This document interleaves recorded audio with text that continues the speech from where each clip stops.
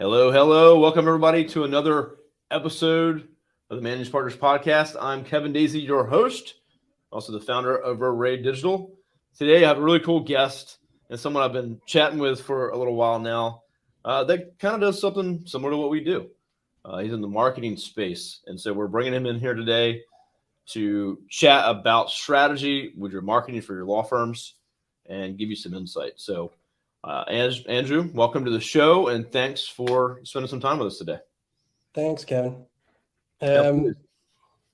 So, Andrew, first question, just like I would ask an attorney, tell us about yourself. What's your background? What brought you to running your own marketing firm and brings you here today?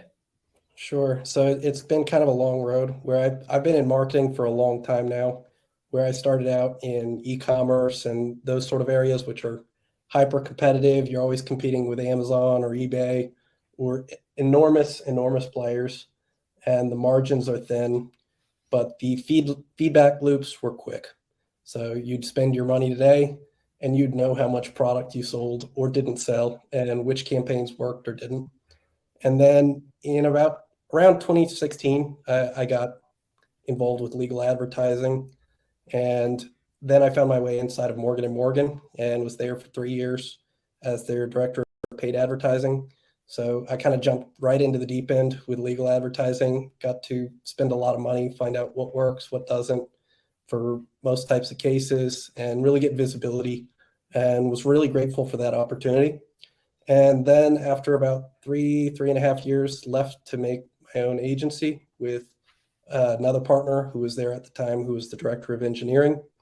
And we've kind of developed ways to make a good mousetrap to acquire clients.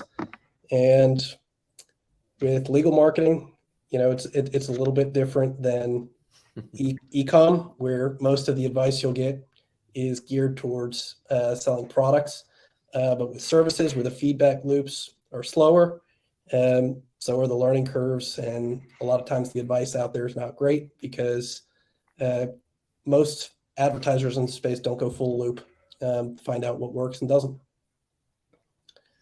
Yeah, which I think brings us to the topic we'll be discussing today is strategy and how important that is, because you can't just go day by day, and you need time, and certain things take a lot more time. So it's all about the strategy up front and making sure you have a good, solid strategy. You're updating that strategy over time.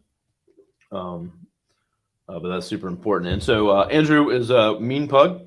Meanpug.com is at the bottom of your screen if you're watching. If not, it's just meanpug.com if you're on the audio version. But check him out. Andrew is based out of New York. And Morgan & Morgan, where he came from, which I see their billboards. I was just down in Florida seeing some employees and some clients, some law firms down there. And I saw the Morgan & Morgan billboards, everywhere. But they tout themselves as the largest law firm in the country, and size matters. And John Morgan's got an amazing book out there called Can't Teach Hungry, which I've dropped on the podcast before here. Any attorney listening or someone that runs a law firm, the administrator, the managing partner, a great book by John Morgan on how to run a successful law firm. And it's good for any business owner. It doesn't matter if you're a law firm or not, but it's specific to law firms. So check that out as a tip. So Andrew, strategy, and that's something we talk about a ton here. And actually, the only way we start with a client, we don't skip that step, and we almost purposely delay work with the client. So we have time to do strategy, to do an audit, to kind of figure out their unique situation, their market, what's going to be effective, and then we do the work once we kind of have that ironed out. So I think a lot of times, well, I know a lot of agencies, and me and you've got a chat before, a lot of agencies just go, yeah, we can sell you these services. Boom, let's jump right into it. And most agencies do that. And they get the sale, and they might have the lowest price, and they can sell you this and that. But what's really the strategy behind it, and how important that is, and all the information that's out there about do this, try that, this is new, and I think attorneys are probably bombarded with all these things that they can do, but what's right for them, like what makes sense. And so I'll let you kind of kick off the conversation with that part. But for different attorneys, different practice areas, different cases, strategy, how it's important, and how do you figure out what's best for them? Yep. So there's a few ways to back into it, and the easiest ones are going to be around the case types the firms take. So a personal injury firm and a mass tort firm might have very different strategies, but even within personal injury, you might have a volume firm that is willing to take a wider criteria on the same types of cases, and a trial lawyer who's only going to want maybe commercial policies and the most severe of injuries. And the approach you take is going to be wildly different for those two types of firms, even though they're both the same exact case type. The same is going to be said for two volume PI firms, depending on their size and their budget. A big firm is going to likely do better spending a lot of money in traditional media and doing a branded approach. Whereas if a small firm attempted to do the same thing, they would run out of capital faster than anything would happen on the case acquisition side. So yeah, they wouldn't make much impact, and they'd still spend a boatload of money that they probably wouldn't have to even start the campaign in the first place. So it's a lot of the strategy is going to be dictated by the budget, the temperament of the managing partners and owners of the firm, the case types they're taking, and the criteria on the cases specifically. So in general, the case types that are more well known, you're going to need a branded funnel because you want people to select you as a firm prior to even doing searches. That being said, search works extremely effectively for case types that are well known. So motor vehicle accidents or any sort of asbestos litigation, there's a high search volume because you've got decades of TV advertisements bombarding people and they know that exists. Same is true for divorce or any area where people know that there are attorneys in that case type. Some examples that people don't know yet necessarily might be like first party insurance disputes, where you could rank number one on Google all you want for a lot of those terms, but people don't search them. So maybe search would not be the greatest strategy. And that is kind of a perfect example. Or like the Camp Lejeune when that first came out. It's Yep. like the firms they're driving that message that say, hey, if you were there, reach out to us, and they kind of created that demand, Yep. which now there is search volume, but it had to be created first. Yep. And for those cases that there's a limited number, like the mass torts, like Camp Lejeune or talcum powder, or any of these medical devices or pharmaceutical cases, there's a fixed pool of cases. And even if you rank really well on search, and there are firms that they do that, where they rank really well and they do extremely well as firms, but the cost per case goes up over time and the pool of cases won't be available.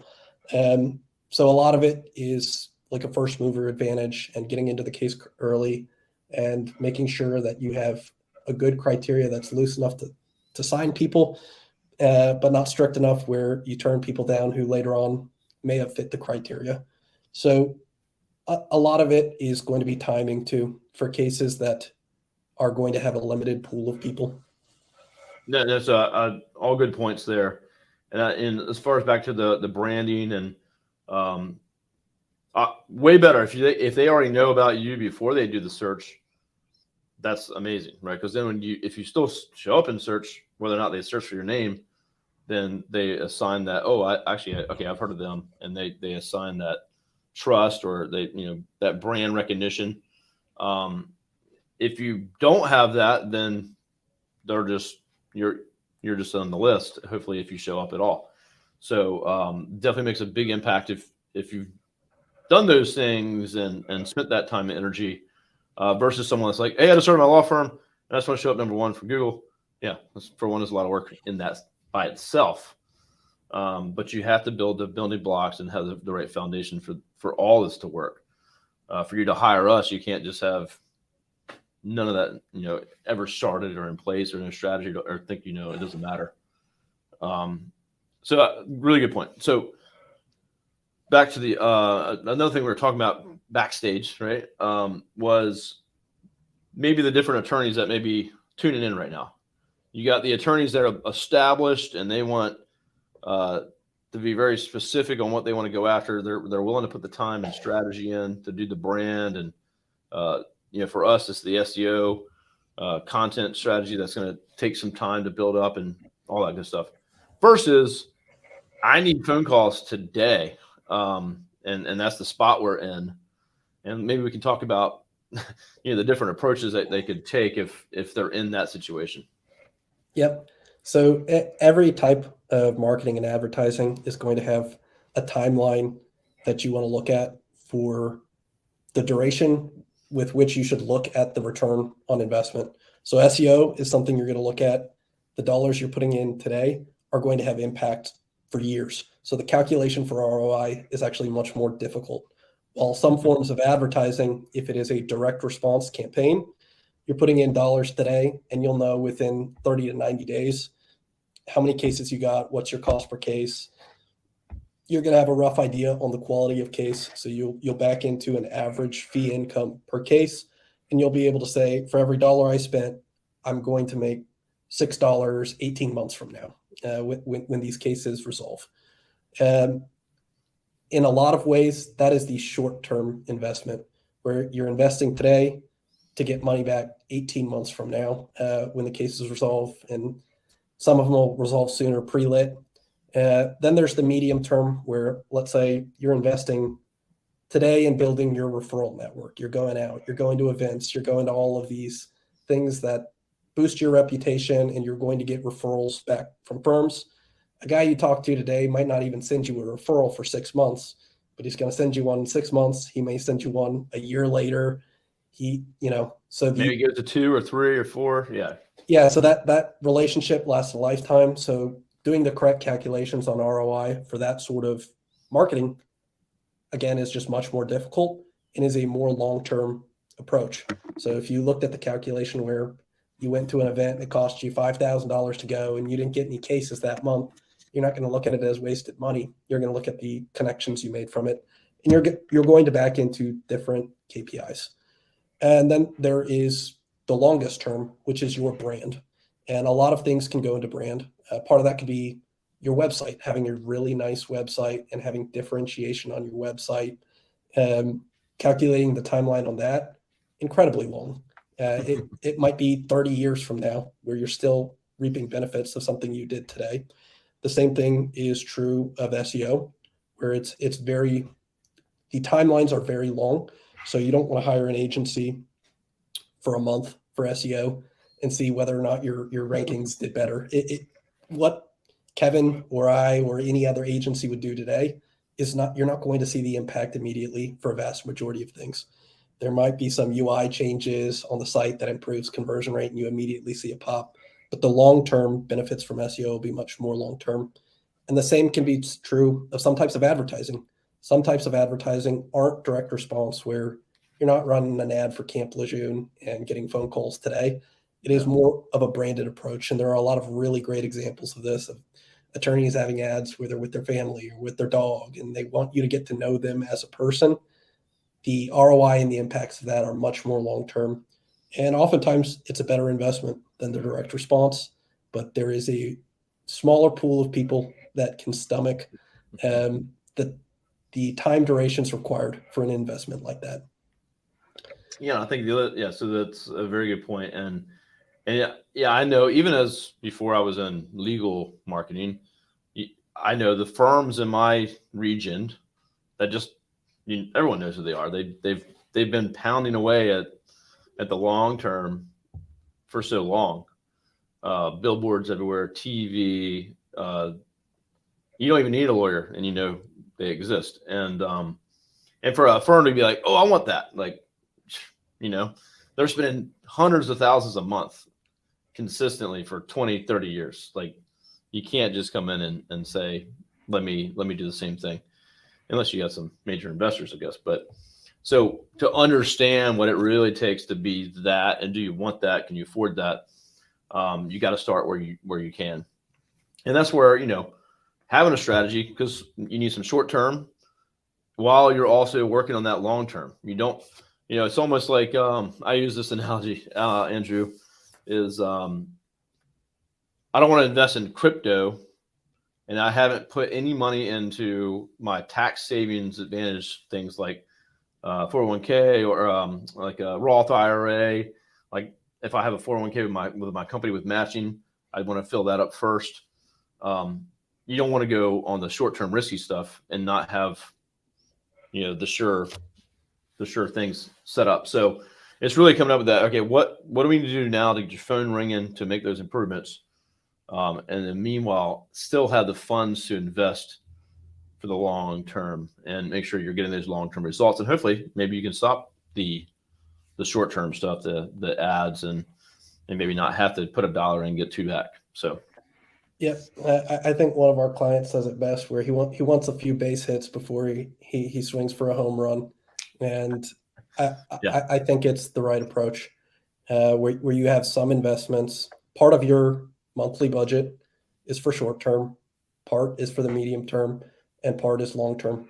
And just managing those expectations, knowing your goals for each of those campaigns being different things is incredibly important. And just having that long-term focus is really the only way you're going to get there. All the firms that are big today, they didn't start that way. They started, most of them, as solos or a partner with between 2 or 3 folks. So all of them, though, have one thing in common, and it is that they invested in advertising that is like long duration, or marketing that is long duration. And they were successful doing so.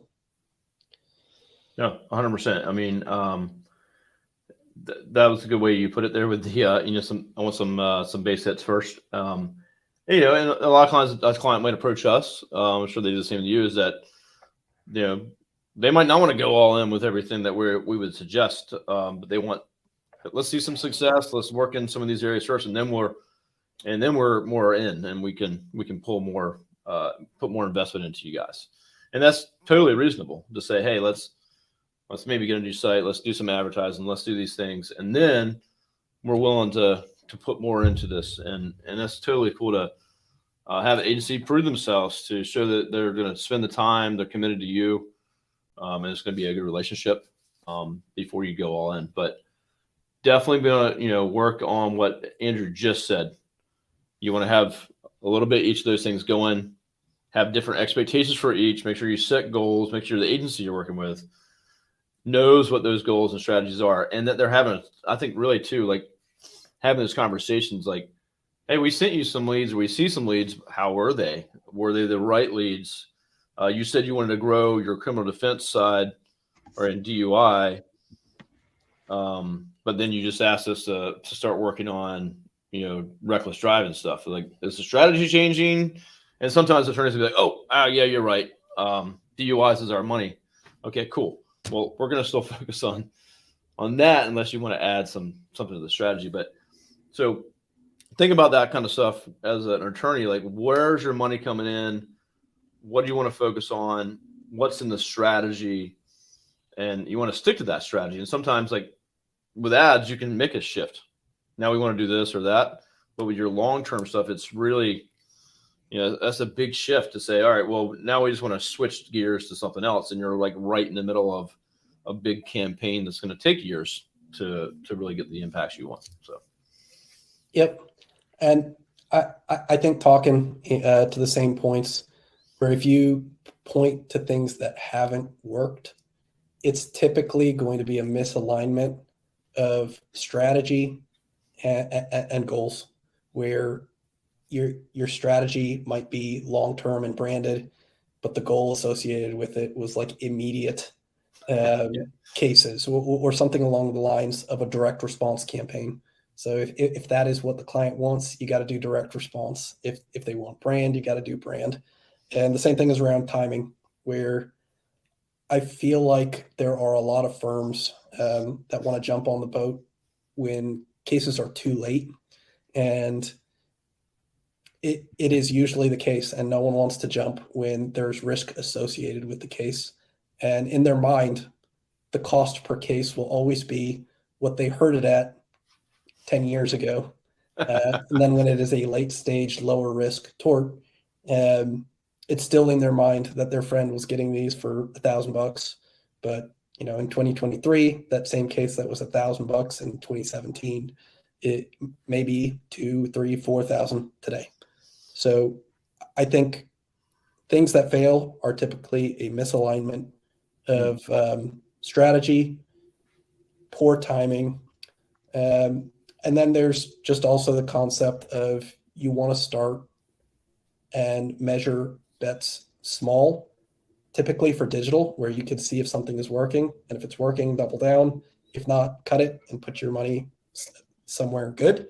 But then there's the opposite problem with traditional media, where the worst thing you could do is underinvest, where you need to have a good size investment and be able to hold it for a long period of time.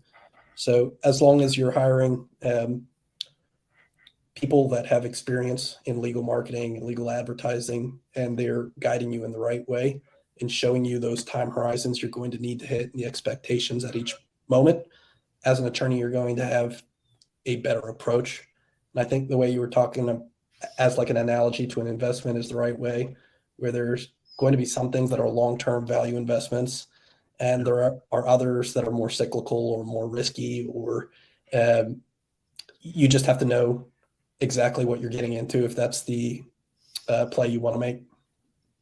Yeah, no, 100%. And I think also too, from my standpoint, when I'm talking to a law firm and they're interested in what we do or whatever, and being very candid and really looking at the business side of things, and I try to bring that to the table. And Andrew, you're in your business, of course, but we have a client. I won't mention them, but they do a couple different things, and they came to me and were like, "Hey, I want to talk about this stuff." And we set up a call, and I dove in and looked at one practice area that they appeared to really specialize in, and that's it. And when I got on the call and I was showing them a lot of different things, like, "Hey, look at this, look at that. Your site's in bad shape. Your SEO is like fall off a cliff, like bad." And they used to dominate, and the old tactics that they used to use, they assume they still work, and they continue to say, "Well, it just used to be number one. It used to be number one." Okay, well, it's not now, and it's bad content, spammy. It's not good. But anyway, so what they wanted to do is almost abandon that, and then they were like, "Well, we're going to try these other practice areas that we've kind of just started to dabble in." And I'm like, "Whoa, stop. Where do you make your money?" And they're like, "Here." I'm like, "Okay, well, that's what I was here talking about. And you used to be number one, and now you're nowhere to be found. And so you just want to abandon that." And the brand that they had built was all on that practice area. The whole firm was recognized for that. And so they're like, "Well, we're just going to abandon it, and we're going to go over here." And I was like, "Well, let's get you back. We can do the best work with this here and get things moving, put money in your pocket. And then if you want to go screw off and do these other things, go ahead." And entrepreneurs get bored. We let it go do other things. And so talk them into completely what was best for them and say, you're thinking wrong, and your strategy is going to destroy you. And getting them back on the right track. We really have those conversations. And I think a lot of agencies just kind of take orders. And if you have a salesperson you're talking to, they're not going to even notice that kind of stuff. They're going to say, "Oh, okay, you want to do billboards? Yeah, sure, we can say that." Have those your agency should be having those conversations with you.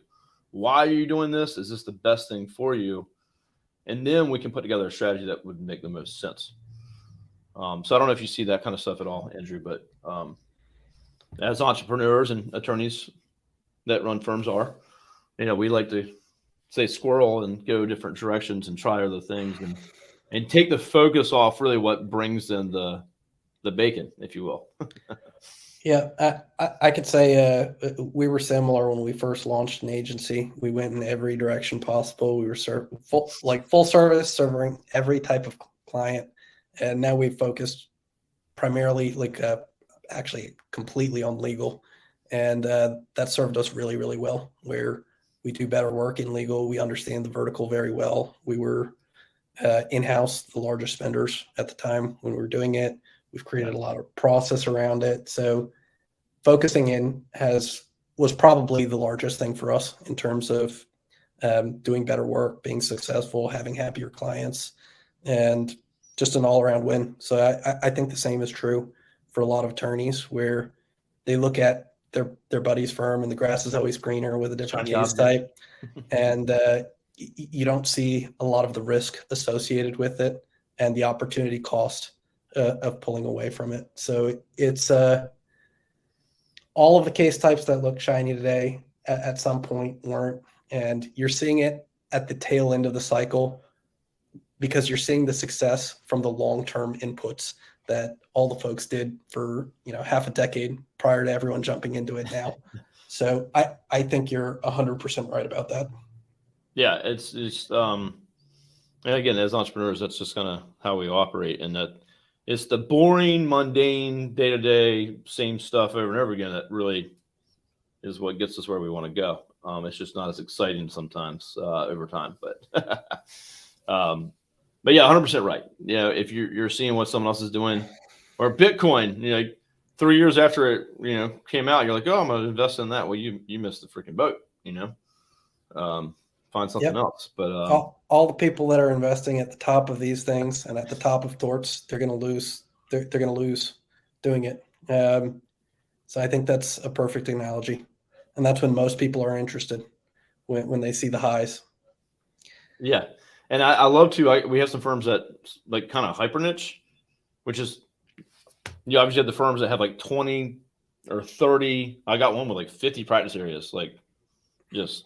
They do it all, right? They're the big firm in town that if you need anything, we got you. And so they can't really brand themselves as a specialist in anything. And for the big 100-year firms, they can kind of pull that off because it's like they got the brand name, right? They've put in 100 years with the name. And I see these other attorneys like, well, I'm going to add this, I'm going to do that, I can do this, and blah, blah, and like they just are never really getting anywhere, and they start to offer a lot of stuff, but they're not really making money in a lot of the areas. So, but I do see some hyper focuses like a divorce firm, all women that only work with women, super niche focused in Atlanta, right? And that's all they do for women. That's it. Much easier client to work with and get results for as well. When we're like, okay, we know exactly what we're doing, who we're focused on, what the messaging should be, the brand. And so a lot of firms are scared to do that. And we were scared to do that too, just like you said. We didn't always niche in law firms. And to go into a niche late in the game, it feels scary. Like, well, what if a med spa calls me? Should I work with them? And so really just saying, you know what, we're going to only do this. Everyone else will refer to someone else, and we got to go all in. We did that a few years ago, but I think a lot of firms are scared to do that, and they feel like they're going to turn away potential cases by being super focused on saying they specialize in something. And I think they'd see just the opposite if they did that. Yeah, I think we have worked with similar clients that are full service firms, and they have a really tough time crafting messaging that works for all of them. Like I don't understand how you could have a site and cater to both like a dog bite client as well as a business client. One is being billed on contingency and the other is hourly or retainer. Like you couldn't give any messaging around how you're billing, which is what the personal injury client wants to see.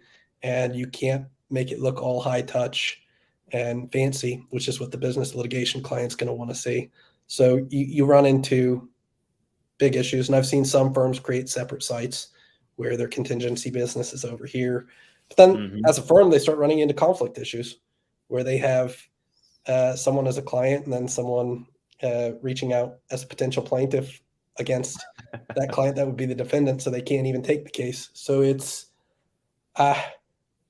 becomes a lot more complicated. It's a lot harder to give differentiation and good branding. The more you add to it, it makes it very difficult, and then to expect an agency that just does say digital to just do good with that it's very hard. It's not necessarily their fault if they can't get some of the results, and it's like, yeah, you guys do so much. I don't even know, where to focus. And I've talked to a firm. I was talking to a firm. They're just a prospect, but they do like 20, 30 different things. And so their thing is like, well, we can't just focus. SEO, we can just rank you for like this one thing and see how that's working for you guys.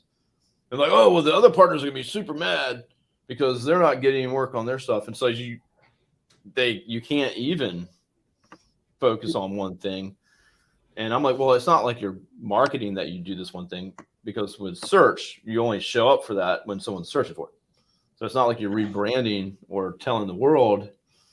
There's a more surgical approach, but it's very challenging, I think. And one tip with that for SEO, for those listening in that regard, if you have multiple websites with the same address and the same firm name, that can be a huge problem with Google choosing which site to rank and which one to derank, and getting banned for like Google, your Google profiles. I see that happening a lot right now. They'll just like, oh, we got like 5 different brands, and one for this mass tort over here and one for that. They use the same name, same address, and Google's banning some of that stuff and deranking you. So just something to keep in mind. Yeah.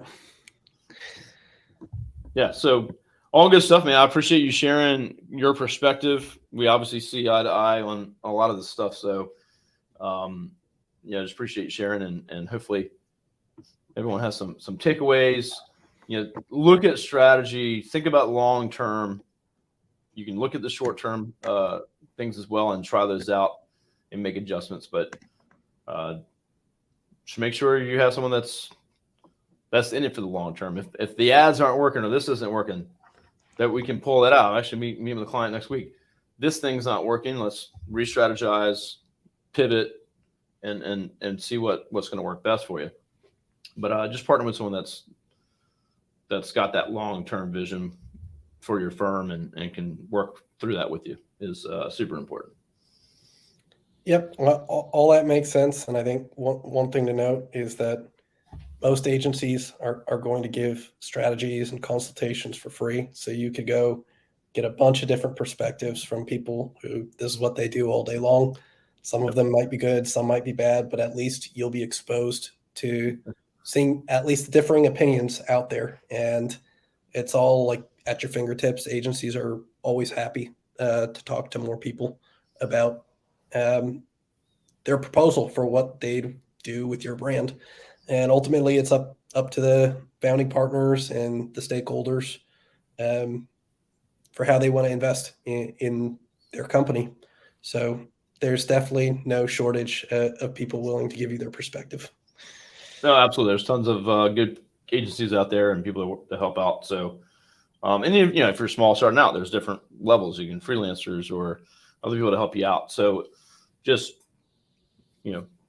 make sure you're doing things right. Do the strategy, invest in the time. And one thing you said earlier, I was going to just mention is take in new information, right? So if you're talking to other agencies or talking to people like us or just trying to figure things out, take in new data.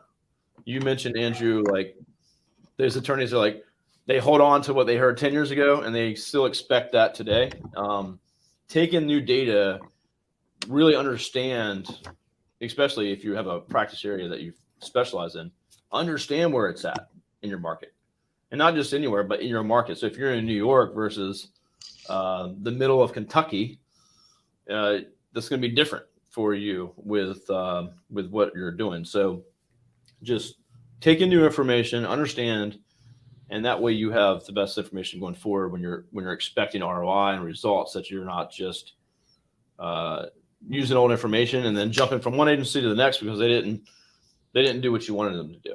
So, yep, totally agree. All right. I'm curious if there's any like new trends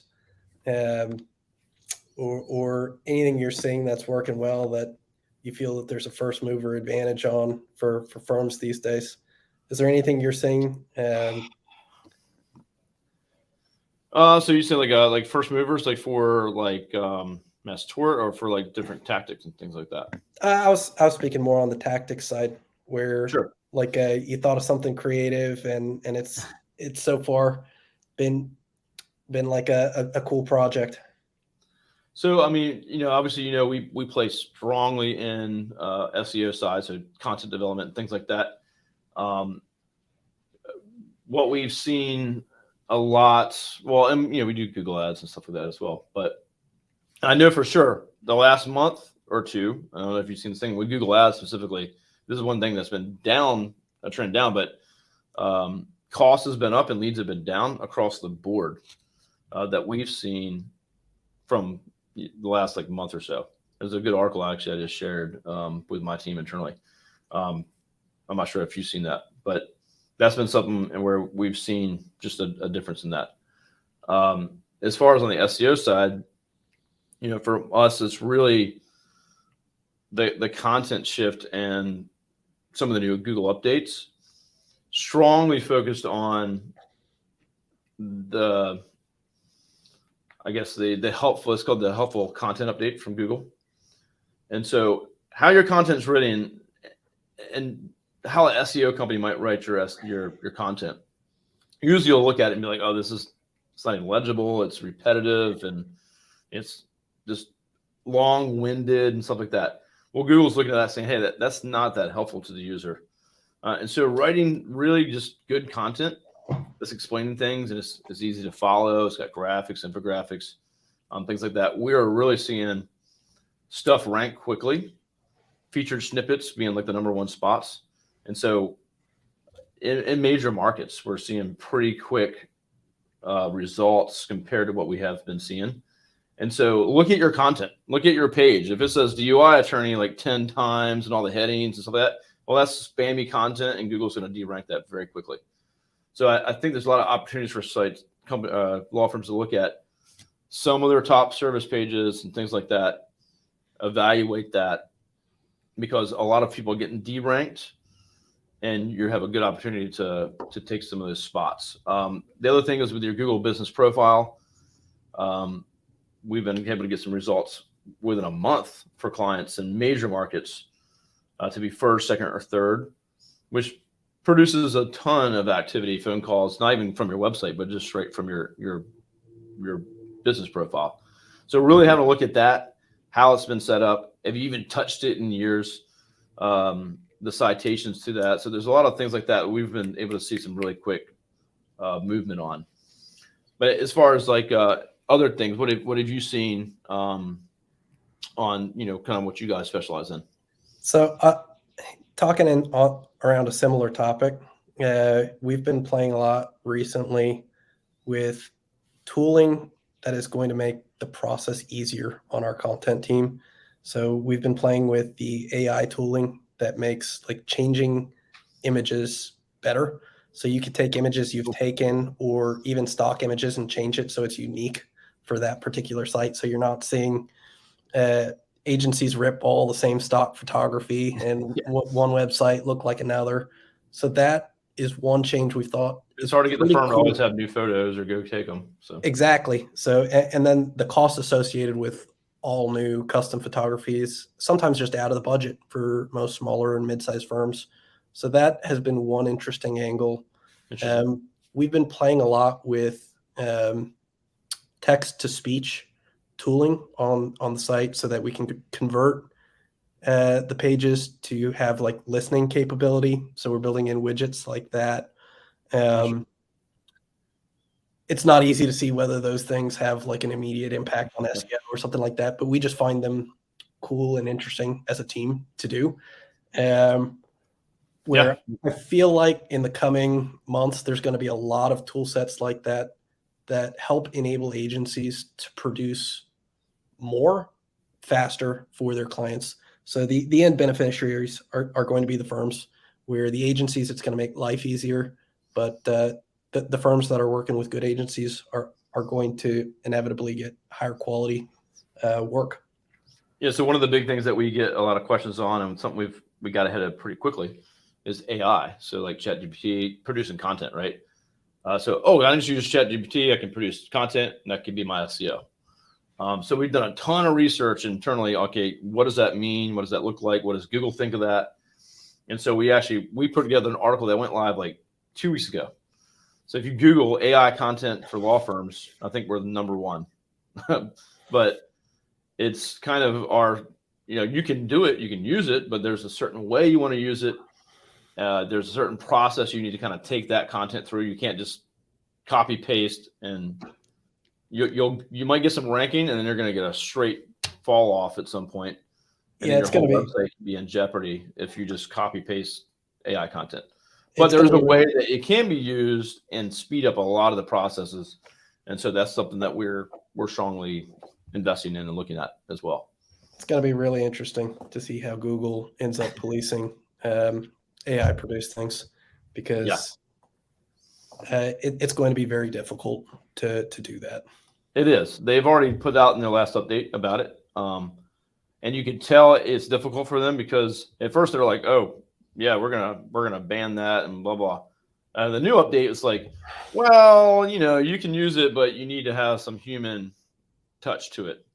So they've pulled back a little bit, because they're probably like, shit, we probably can't track this forever and actually catch everything. So just be wary. There's a lot of plagiarism in it right now, and for a law firm, just having them write an article, blog about some, legal. All the statements of law in there are going to be wrong. So you just got to be careful, especially what state you're in and what practice area it is. So we can use it for ideas. That's what we're doing. We're not using it for writing the copy. We actually have human writers that write everything for us.